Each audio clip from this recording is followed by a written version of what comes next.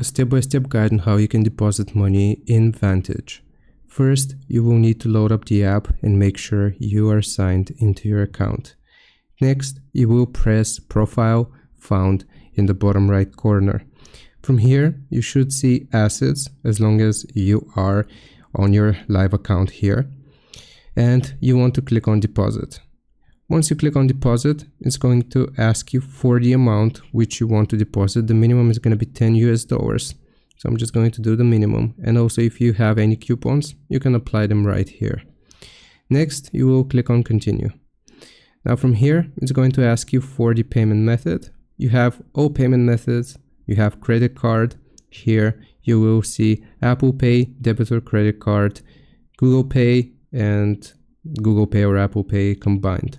You also have the option of cryptocurrency and an e-wallet, such as Binance Pay, Wallet, BitWallet, and Tiger Pay.